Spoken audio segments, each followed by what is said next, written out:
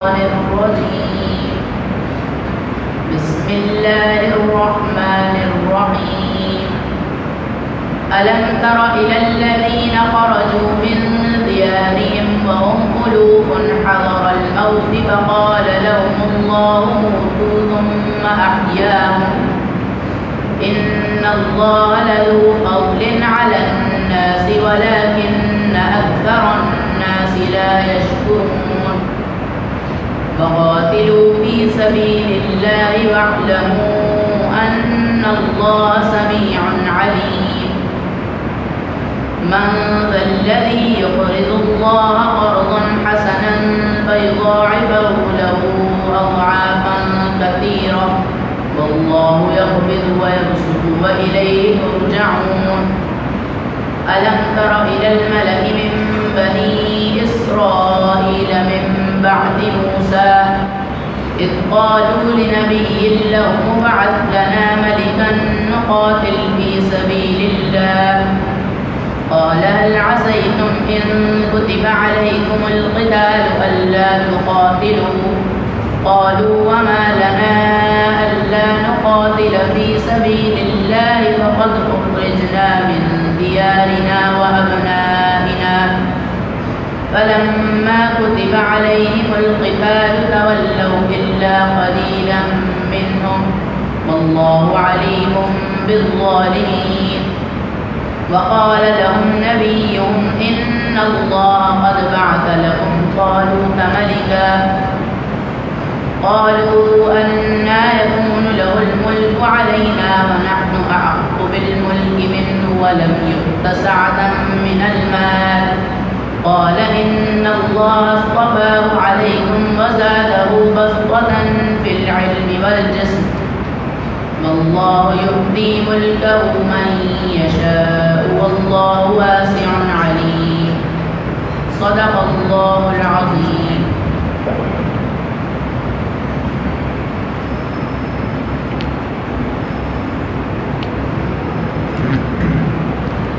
الحمد للہ وکفا وسلام علی عبادہ الذین اصطفیٰ اما بعد.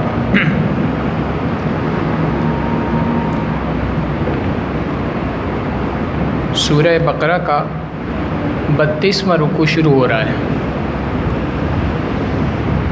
آیت نمبر 165 سے لے کے 242 تک اس کے اندر اللہ رب العزت نے ابتدائی کے اندر جو اسلام کی دعوت دی تھی اس دعوت سے متعلق چند مسائل کا ذکر فرمایا کہ ایک شخص جو ایمان لے کے آیا تو ایمان لانے کے بعد جو مختلف مسائل کا اس کو سامنا ہوتا ہے ان مختلف مسائل کو پہلے ذکر کیا. وہ مسائل مکمل ہوئے. اب اس کے بعد آگے اللہ رب العزت اپنے راستے میں لڑنے کے فضائل کو اور اس کی ترغیب کو بیان فرما رہے ہیں کہ ایک انسان جب اللہ رب العزت پر ایمان لاتا ہے تو ایمان لانے والا شخص گویا یہ بات کہتا ہے کہ اے اللہ میری جان، میرا مال، میری عزت، میری آبرو، ہر چیز آپ کے نام پر قربان ہے. جب وہ اس چیز کا اقرار کرتا ہے تو اس کے اوپر امتحان آتا ہے اور امتحان بعض اوقات مال کے اعتبار سے آتا ہے، بعض اوقات مختلف دوسری چیزوں سے آتا ہے اور سب سے کڑا امتحان یہ ہوتا ہے کہ انسان کو اس بات کا حکم دیا جائے کہ اپنی جان کو میرے سامنے پیش کرو. لہٰذا جہاد فی سبیل اللہ یہ ایسا حکم ہے. نبی علیہ الصلوۃ والسلام نے فرمایا کہ قیامت کے دن تک جہاد چلتا رہے گا. الجہاد ماضٍ الی یوم القیامہ، قیامت کے دن تک یہ جہاد چلتا رہے گا. اور اس کی ترغیب اللہ رب العزت نے خود قرآن کریم کے اندر بیان فرمائی. مختلف ادوار میں اس جہاد کی مختلف حیثیتیں اور نوعیتیں رہی ہیں، لیکن ایک بات پکی ہے کہ آخری زمانہ جو فتنوں کا زمانہ ہوگا، تمام فتنوں کی سرکوبی کے لیے سب سے آخر میں حضرت امام مہدی رضی اللہ تعالیٰ عنہ تشریف لائیں گے اور بعد میں حضرت عیسیٰ علیہ السلام ان کو جب جوائن کریں گے، ان کے ساتھ اس میں شامل ہوں گے، تو اس وقت پر جہاد پوری دنیا کے مسلمانوں کے اوپر فرض ہو چکا ہوگا. تو یہ جہاد ایک ایسی چیز ہے تو قیامت تک چلنے والی چیز ہے. اللہ رب العزت نے ابتدائے اسلام میں ابھی مکہ مکرمہ سے مدینہ منورہ مسلمان پہنچے ہیں، لڑائیاں شروع نہیں ہوئی ہیں، پہلے سے جہاد کی ترغیب دے کر ذہن بنا دیا کہ اب کفار تم سے لڑنے آئیں گے تو تمہارے اوپر جہاد کا کرنا فرض ہوگا۔ عام طور پہ جب کبھی جہاد کی بات کی جاتی ہے تو جو کوئی منافق ہوا کرتا ہے، قرآن کریم خود کہتا ہے کہ منافقین کی علامت میں سے ایک علامت ہے کہ جہاد کے نام پر ان کے دل ڈرتے ہیں، کانپتے ہیں، وہ جہاد سے راہ فرار اختیار کرتے ہیں۔ یہ جو جہاد سے راہ فرار اختیار کرتے ہیں، اس کی بنیادی وجہ سوائے اس کے کچھ نہیں ہے کہ موت سے ڈرا کرتے ہیں۔ لہٰذا موت ایک ایسی چیز ہے جو ہر انسان پر آنی ہے، ہر زمانے میں آنی ہے۔ کوئی شخص دنیا میں ایسا نہیں جو ہمیشہ رہنے کے لیے آیا ہو، موت تو ہر شخص پہ آئے گی۔ لہٰذا اس رکوع سے اللہ رب العزت نے اس موت سے متعلق مختلف واقعات کو ذکر فرمایا کہ یہ مختلف وقتوں کے اندر مختلف واقعات پیش آئے۔ ان تمام واقعات کے اندر بنیادی بات ایک ہی ہے، اور وہ یہ ہے کہ تمہیں موت دینے والی ذات بھی اللہ رب العزت کی ہے، تمہیں زندہ رکھنے والی ذات بھی اللہ رب العزت ہی کی ہے۔ تم جب تک اللہ رب العزت نہ چاہیں تمہیں موت نہیں آ سکتی، اور جب اللہ رب العزت فیصلہ کر دیں تو اس کے بعد کوئی شخص نہیں ہے جو تمہیں بچا سکے۔ حضرت خالد ابن ولید رضی اللہ تعالیٰ عنہ بستر مرگ کے اوپر ہیں، مرض الوفات ہے اور اس دنیا سے جانے کا وقت ہے، رو رہے ہیں۔ کسی نے کہا کہ آپ تو اتنے بڑے لشکر کے امیر رہے ہیں، آپ کو تو نبی علیہ الصلوۃ والسلام نے سیف اللہ کا لقب دیا ہے، آپ اللہ کی تلوار ہیں، آپ کیوں اتنا زیادہ موت سے ڈر رہے ہیں؟ فرمایا موت سے نہیں ڈر رہا، اللہ کی قسم میرے سر کے بالوں سے لے کے پاؤں کے ناخنوں تک بدن کا کوئی حصہ ایسا نہیں جس کے اوپر کوئی تلوار کا، نیزے کا، کسی چیز کا زخم نہ لگا ہو، ہر جگہ زخم لگا ہے۔ رو اس بات پہ رہا ہوں کہ اس سب کے باوجود موت آ رہی ہے تو بستر پہ آ رہی ہے، جیسے ایک گدھا مرتا ہے ویسے میں مر رہا ہوں۔ تو گویا کہ انسان جہاد کے اندر اپنی ساری زندگی گزار لے، اس کے باوجود بھی اگر اللہ نے لکھا ہے کہ موت بستر پہ آنی ہے تو موت تو بستر پہ آئے گی۔ تو موت سے تمہارا جو ڈرنا ہے، اس کی وجہ سے جہاد کو چھوڑتے ہو، تو یہ تو بہت ہی زیادہ بیوقوفی والی بات ہے۔ لہٰذا اللہ رب العزت نے سب سے پہلے ایک واقعے کو ذکر فرمایا جس سے انسان سمجھے کہ موت اور زندگی کس کے ہاتھ میں ہے، پھر اس کے بعد جہاد کی ترغیب عطا فرمائی۔ اللہ رب العزت ارشاد فرماتے ہیں أَلَمْ تَرَ إِلَى الَّذِينَ خَرَجُوا مِن دِيَارِهِمْ، کیا آپ کو نہیں معلوم اس قوم کے بارے میں الذین خرجوا من دیارہم، جو اپنے گھروں سے نکل گئے، وہم الوف، اور وہ ہزاروں کی تعداد میں تھے، حذر الموت، موت سے بھاگتے ہوئے، موت سے بچنے کے لیے وہ اپنے گھروں سے ہزاروں کی تعداد میں نکلے اپنے آپ کو موت سے بچانے کے لیے۔ ہوا کیا؟ فقال لهم اللہ موتوا، اللہ نے ان سے کہا مر جاؤ، ثم احیاہم، پھر اس کے بعد اللہ نے ان کو دوبارہ زندہ فرمایا۔ قرآن کریم نے اس واقعے کو اتنا ہی ذکر فرمایا، اس کی تفصیلات قرآن کریم کے کسی دوسرے حصے میں کہیں پر موجود نہیں ہے۔ یہ کون سی قوم تھی، کہاں سے آئی تھی، کس جگہ سے تعلق تھا، کس وجہ سے اپنے گھر سے نکلے، کہاں پر ان کی موت آئی، قرآن کریم ان تمام واقعات سے خاموش ہے۔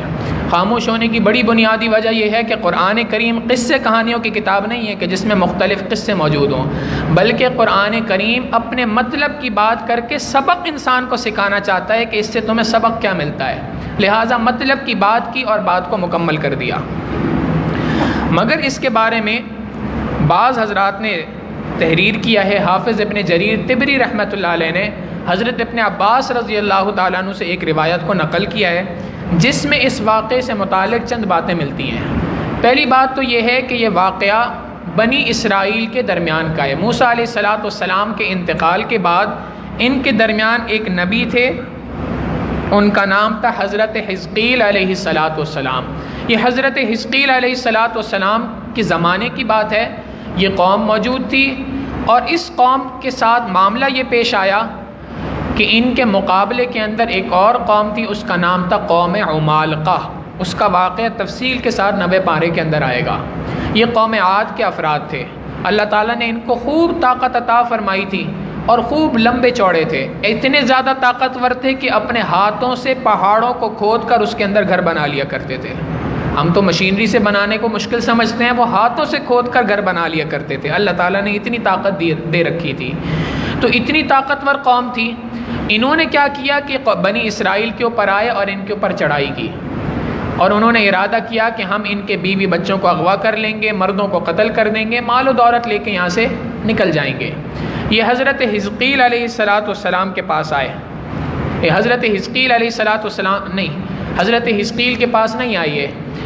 ہوا یہ کہ ان کو پتہ چلا کہ قوم عمالقہ ہماری طرف آ رہی ہے ہمارے ساتھ جنگ کرنے کے لیے، تو یہ وہاں سے بھاگے، اپنے گھروں سے نکلے کہ کہیں اس سے پہلے کہ یہ قوم ہمارے پاس پہنچے ہم یہاں سے نکلتے ہیں۔ جنگل کے اندر پہنچ گئے۔ جب یہ جنگل کے اندر پہنچے تو وہیں پر اللہ تعالیٰ نے پوری قوم کو موت عطا فرما دی، پوری قوم کا انتقال ہو گیا۔ قوم کے انتقال کے بعد وہاں سے حضرت حزقیل علیہ السلام کا گزر ہوا۔ انہوں نے اللہ رب العزت سے دعا کی کہ اے اللہ، اس قوم کو ایک مرتبہ دوبارہ سے زندہ فرما دیجئے تاکہ دنیا میں لوگوں کے لیے ایک باعث نشانی بن جائیں کہ اللہ تعالیٰ مردوں کو کس طریقے سے زندہ فرمائیں گے قیامت کے دن۔ اللہ تعالیٰ نے ان کی دعا کو قبول کیا اور اس قوم کو زندہ کر دیا۔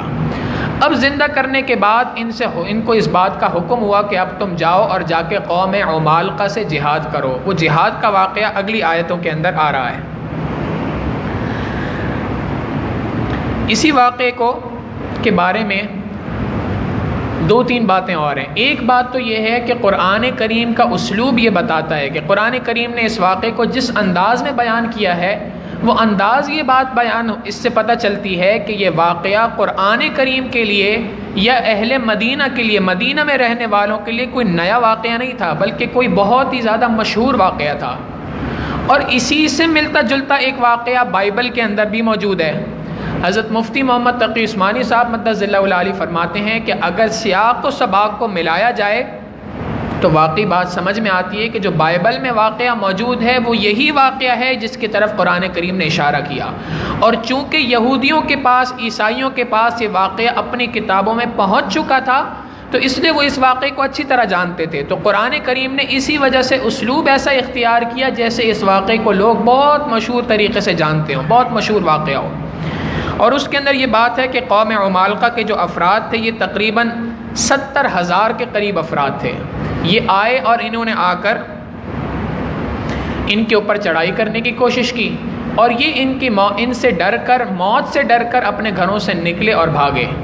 جب یہ بھاگے تو ان کو موت نے آ پکڑا، اور وہاں پر حضرت حزقیل علیہ السلام کی دعا کی برکت سے اللہ تعالیٰ نے ان کو دوبارہ زندہ فرما دیا۔ اب جب زندہ فرمایا، قوم عمالقہ واپس چلی گئی اس پلاننگ کے ساتھ کہ اب ہم دوبارہ آئیں گے۔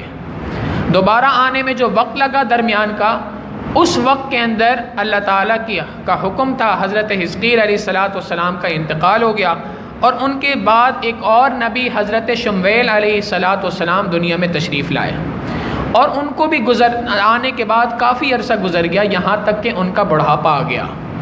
اس حال میں قوم عمالقہ نے دوبارہ ان کے اوپر چڑھائی کرنے کا ارادہ کیا۔ اب اللہ رب العزت نے ان کو حکم دیا کہ تم اللہ کی راستے میں جہاد کرو۔ یہ حکم کیسے ہوا اس کی تفصیلات بھی انشاءاللہ بھی آتی ہیں۔ قرآن کریم کہتا ہے الم تر الی الذین خرجوا من دیارہم، کیا آپ کو ان لوگوں کا واقعہ نہیں معلوم؟ الذین خرجوا من دیارہم، جو اپنے گھروں سے نکلے، حذر وہم الوف، وہ ہزاروں کی تعداد میں تھے، حذر الموت، موت سے بچتے ہوئے، فقال لهم اللہ نے ان سے کہا موتو، تم مر جاؤ، ثم احیاہم، پھر اللہ نے ان کو زندہ فرما دیا۔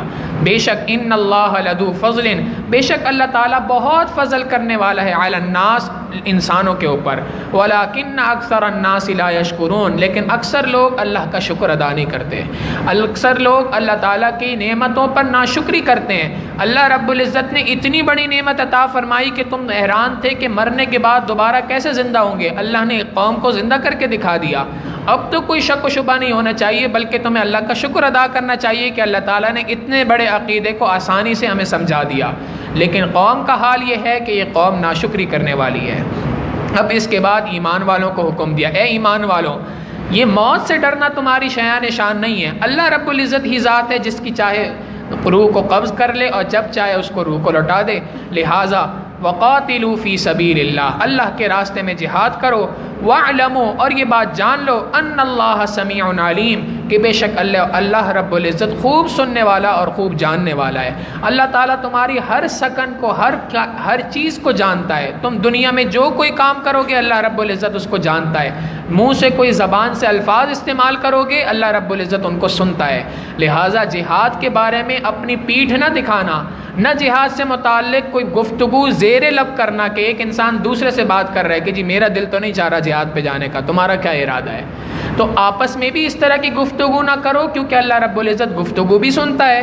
اور تم کوئی ایسا عمل بھی نہ کرو کہ جس کو اللہ رب العزت ناپسندیدہ قرار دیتے ہوں اور تمہارے لیے مشکل ہو جائے۔ تو پہلا کام تو تم نے یہ کرنا ہے کہ اپنی جانوں کو اللہ رب العزت کے لیے پیش کرنا ہے، جہاد کرنا ہے۔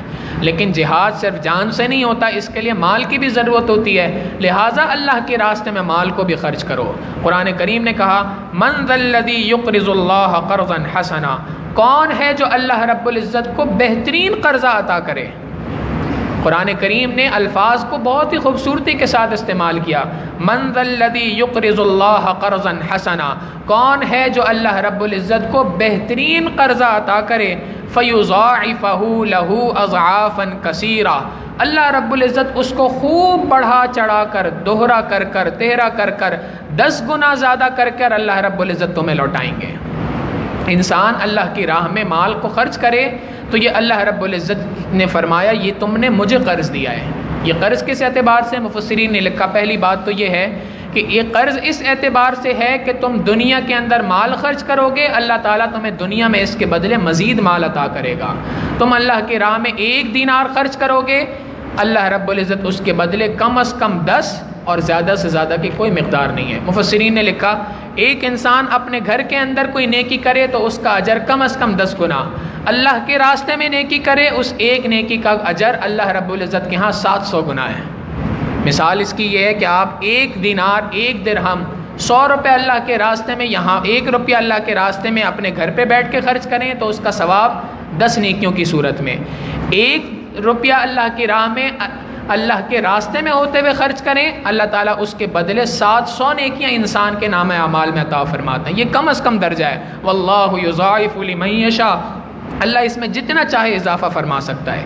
انسان گھر کے اندر ہے، کسی کو سلام کرتا ہے السلام علیکم، اللہ تعالیٰ اس کے اوپر 10 نیکیاں عطا فرماتے ہیں۔ جب یہی شخص اللہ کے راستے میں ہو وہاں پر کسی کو سلام کرے، اس سلام کے اوپر اللہ تعالیٰ 700 نیکیاں عطا فرماتے ہیں۔ تو اللہ تعالیٰ کے راستے کے اندر جب انسان مال کو خرچ کرے گا اللہ رب العزت اس مال کے بدلے میں خوب اضافہ فرمائیں گے۔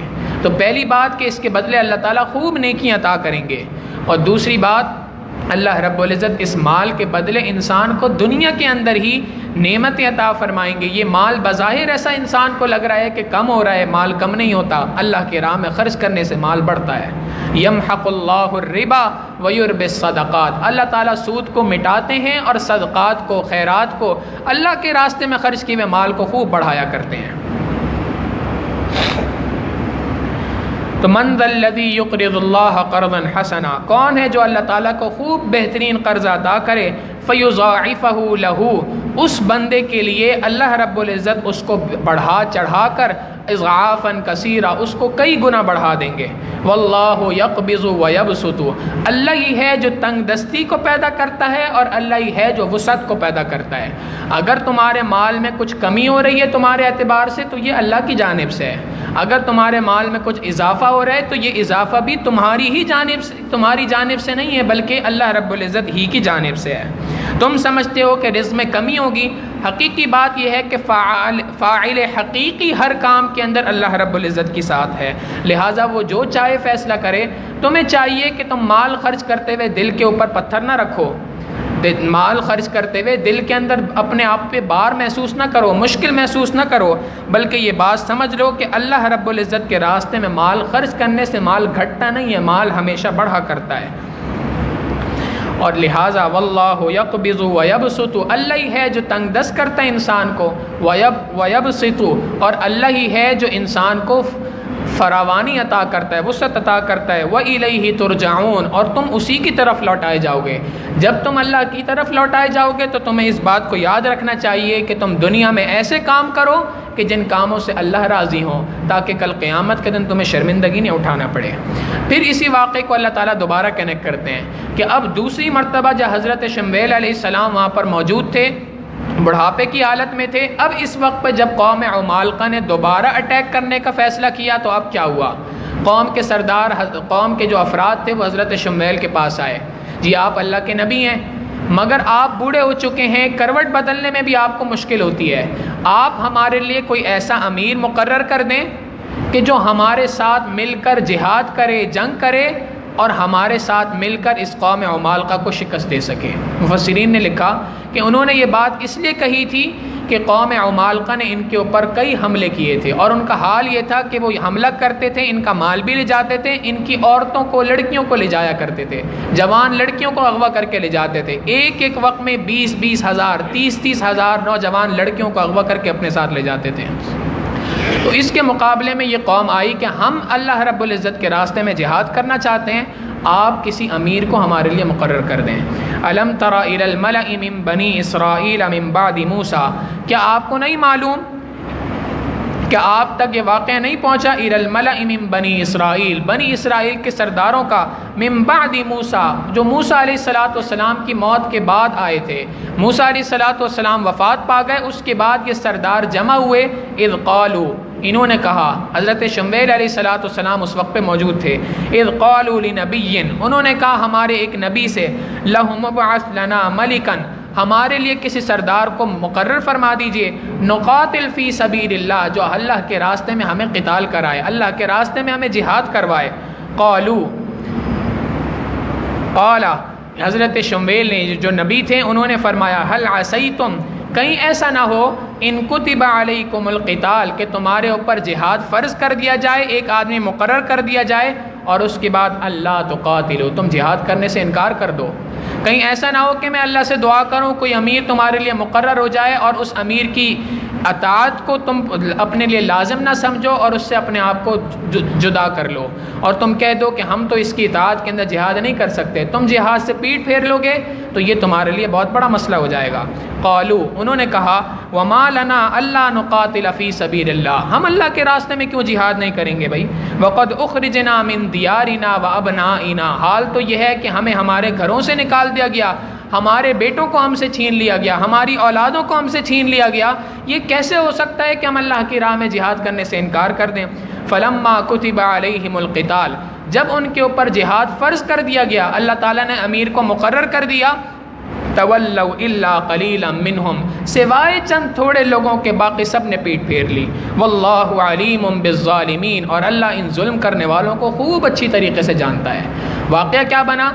اللہ تعالیٰ نے مقرر کیا حضرت طالوت کو، یہ نبی نہیں تھے، اللہ کے ایک نیک بندے تھے۔ ان کا حال یہ تھا کہ اللہ تعالیٰ نے، قرآن کریم خود کہتا ہے کہ بسطۃ فی العلم والجسم، جسم کے اعتبار سے بھی اللہ تعالیٰ نے خوب اچھا ڈیل ڈول عطا کیا تھا اور علم بھی اللہ تعالیٰ نے خوب عطا کیا تھا، فہم و فراست بھی عطا کی تھی، جنگی مہارت بھی اللہ تعالیٰ نے عطا کی تھی، سب چیزیں تھیں، مگر خاندانی اعتبار سے نہ کسی نبی کے بیٹے تھے، نہ کسی نبی کی اولاد میں سے تھے، نہ اسی طریقے سے کسی بادشاہ کی اولاد میں سے تھے، تو خاندانی اعتبار سے کوئی بڑے آدمی نہیں تھے، مالی اعتبار سے بھی بہت زیادہ کمزور حالت تھی۔ ان دو باتوں کی وجہ سے قوم نے کہا کہ اس سے بہتر تو یہ ہے کہ ہمیں سردار مقرر کر دیا جاتا۔ یہ کیا بات ہوئی کہ اللہ تعالیٰ نے ان کو سردار مقرر کیا؟ قرآن کریم واقعے کو بیان کرتا ہے، وقال لهم نبیہم، کہا ان سے ان کے نبی نے، ان اللہ قد بعث لکم طالوت ملکا، بے شک اللہ تعالیٰ نے طالوت کو سردار بنا کر تمہارے اوپر مبعوث کیا ہے۔ قالوا، انہوں نے کہا، انا یکون لہ الملک، بھلا وہ ہمارا کیسے بادشاہ ہو سکتا ہے، کیسے امیر ہو سکتا ہے؟ انا یکون لہ الملک علینا ونحن احق بالملک منہ، اس بادشاہت کے، اس عمارت کے ہم اس کے مقابلے میں زیادہ لائق ہیں، ہم اس بات کے زیادہ لائق ہیں کہ ہمیں مقرر کر دیا جاتا ہے۔ اللہ تعالیٰ نے کس کو مقرر کیا؟ آپ دیکھیں یہ ایک ایسا دعویٰ ہے جو آج دنیا کے اندر ہر چیز کے اندر پایا جاتا ہے، دین کی محنت ہو، دنیا کی محنت ہو، ہر کسی کے اندر کسی کو بڑا مقرر کر دیا جائے، امیر مقرر کر دیا جائے تو نیچے والے یہی سوچتے ہیں جی میں تو اس سے بہتر ہوں، مجھے کیوں نہیں مقرر کر دیا جاتا؟ جس بندے کو ابھی مقرر کیا ہے اس سے زیادہ بہتر انداز میں تو میں سوچ رہا ہوں اس وقت پہ، حالانکہ بات یہ ہے کہ اس کو مقرر کرنے والی ذات اللہ رب العزت کی ذات ہے، اللہ تعالیٰ نے اس کو آپ کے اوپر مقرر کیا ہے۔ وَنَحْنُ أَحَقُّ بِالْمُلْكِ مِنْهُ، ہم اس بادشاہت کے، اس عمارت کے زیادہ حقدار ہیں۔ وَلَمْ يُؤْتَ سَعَةً مِنَ الْمَالِ، اس کے پاس تو مالی اعتبار سے وسعت بھی نہیں ہے، مالی اعتبار سے کوئی فراخی بھی نہیں ہے۔ تو حضرت شمویل نے، نبی نے کہا قال ان اللہ اصطفاہ علیکم، بے شک اللہ تعالیٰ نے اس طالوت کو تمہارے لیے چن لیا ہے، یہ اللہ کا چناؤ ہے، تم کون ہوتے ہو اس کے بارے میں فیصلہ کرنے والے کہ کون بہتر ہے کون بہتر نہیں ہے، یہ اللہ کا چناؤ ہے۔ ان اللہ اصطفاہ علیکم، بے شک اللہ نے اس طالوت کو تمہارے اوپر چن لیا ہے۔ وزادہ بسطۃ فی العلم والجسم، اور علم کے اعتبار سے بھی اور جسم کے اعتبار سے بھی ان کو خوب طاقت عطا فرمائی ہے۔ واللہ یؤتی ملکہ من یشاء، اللہ جس کو چاہتا ہے اپنے بندوں میں سے بادشاہت، عمارت عطا کرتا ہے۔ واللہ واسع علیم، اور اللہ رب العزت خوب وسیع علم رکھنے والا ہے، اللہ تعالیٰ خوب جانتا ہے کہ کس بندے کو مقرر کرنا، کس کو امیر بنانا، کس کو بادشاہ بنانا، کس کو حاکم بنانا فلاں جگہ کا زیادہ بہتر ہے، زیادہ مناسب ہے۔ اللہ رب العزت اس معاملے کو خوب اچھے طریقے سے جانتے ہیں، لہٰذا تم اس معاملے میں فکر نہ کرو۔ ہاں تمہیں اگر لگتا ہے کہ میرا امیر فلاں چیز میں کوتاہی کرتا ہے، میرا امیر جس کو مجھ پر بڑا مقرر کیا ہے اس کے اندر فلاں چیز کی کمی کوتاہی ہے، ہر انسان میں ہوتی ہے، اگر تم سمجھتے ہو کہ کمی کوتاہی ہے تو اللہ سے دعائے خیر کرو کہ اے اللہ اس کمی کوتاہی کو اس بندے سے دور فرما دے، نہ یہ کہ یہ بات کہو کہ اللہ رب العزت اس کے بدلے مجھے بنا دیتے تو زیادہ بہتر ہوتا۔ جب انسان یہ دعویٰ کرتا ہے تو گویا وہ ناشکری کا اظہار کر رہا ہوتا ہے کہ اے اللہ میں آپ کی اس تقسیم پہ راضی نہیں ہوں۔ اللہ رب العزت ہمیں اپنی تقسیم پر راضی رہنے کی بھی توفیق عطا فرمائے، اور اللہ رب العزت قرآن کریم کے ان احکامات کو سمجھنے کی توفیق عطا فرمائے۔ یہ سلسلہ انشاءاللہ اس واقعے کا مکمل نہیں ہوا، آگے انشاءاللہ مکمل ہوگا اگلی درس کے اندر۔ اللہ رب العزت ان باتوں پر عمل کی توفیق عطا فرمائے۔ وآخر دعوانا ان الحمد للہ رب العالمین۔ ذی الحجہ کے عشرے سے متعلق چند باتیں ذکر کرنی ہیں۔ یہ عشرہ اللہ رب العزت نے انسانوں کو عطا کیا، یہ اللہ تعالیٰ کی بہت بڑی نعمت ہے۔ حدیث مبارکہ سے اس کے بہت سارے فضائل وارد ہوئے ہیں۔ ایک بات تو یہ ہے کہ نبی علیہ الصلوۃ والسلام نے فرمایا کہ عشرہ ذی الحجہ کے اندر جو کوئی شخص بھی عبادت کرتا ہے تو ہر رات کی عبادت کا ثواب ایک لیلۃ القدر کی رات میں عبادت کرنے کا ہے۔ گویا رمضان المبارک کے اندر 10 راتوں میں ایک لیلۃ القدر ہے، اور اللہ رب العزت یہاں پر 10 راتوں میں 10 لیلۃ القدر عطا فرما رہے ہیں۔